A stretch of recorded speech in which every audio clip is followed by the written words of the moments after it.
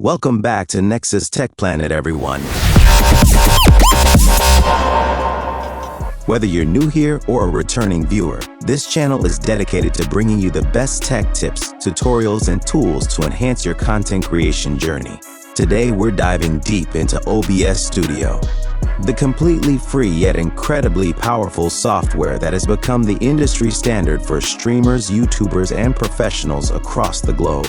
No matter if your goal is streaming games, recording tutorials, or hosting live webinars, OBS provides all the tools you need in one versatile package.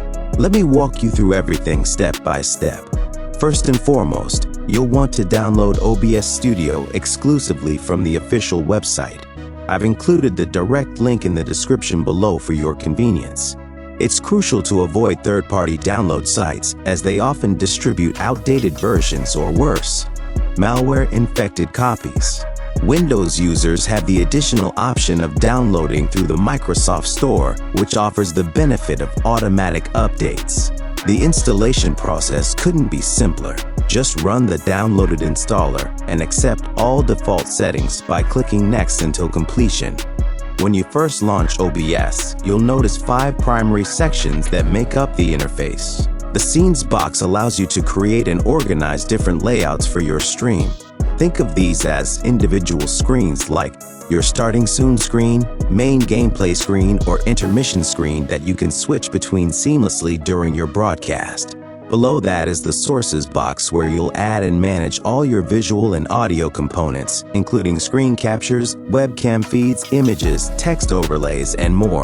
The Audio Mixer gives you precise control over all your audio sources, allowing you to balance your microphone volume with game audio or background music. The Preview screen shows exactly what your audience will see in real time. Always double-check this before going live.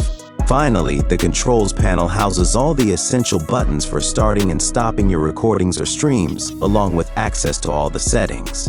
For those planning to stream to platforms like YouTube or Twitch, you'll eventually see additional controls appear here after connecting your accounts. But we'll cover that integration in detail in our next tutorial.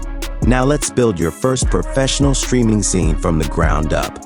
Begin by right-clicking in the Scenes box and selecting Add New Scene. We'll name this one live stream as our primary broadcasting layout. With our scene created, we can now add sources, starting with display capture for sharing your entire screen.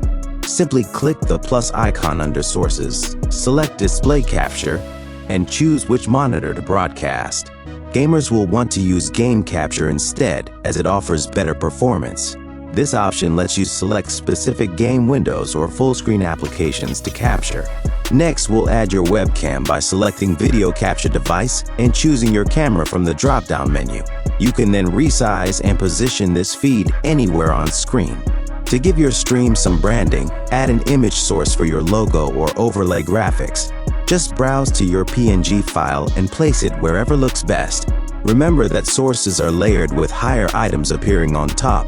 So if you place your gameplay above your webcam and logo, those elements will be hidden. You can easily rearrange this by dragging sources up or down in the list. For fine-tuning your visuals, hold Alt while dragging edges to crop or Shift to maintain proportions when resizing. Now, let's perfect your audio setup. Speak into your microphone while watching the audio mixer levels to ensure you're staying in the optimal green to yellow range without hitting the red. Right-click your microphone source to access filters, where you can apply noise suppression for cleaner audio. To make your scene transitions more professional, click the plus icon in the Transitions section to add effects like fade or swipe. 500 milliseconds is a great starting point for smooth transitions between scenes. Before you even think about going live, it's absolutely essential to test everything by recording a short clip first. Carefully review this test recording to confirm all your sources are visible and properly framed, your audio levels are balanced without distortion, and your webcam is positioned correctly without covering important elements. The Settings menu offers countless additional customization options we'll explore in future videos. Congratulations, you've now built a solid foundation in OBS Studio.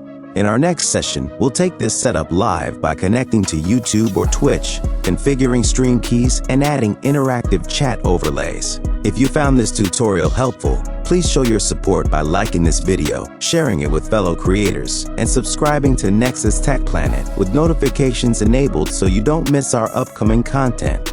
I'd love to hear your feedback and questions in the comments below. Let me know what OBS features you'd like us to cover next. Thank you so much for watching.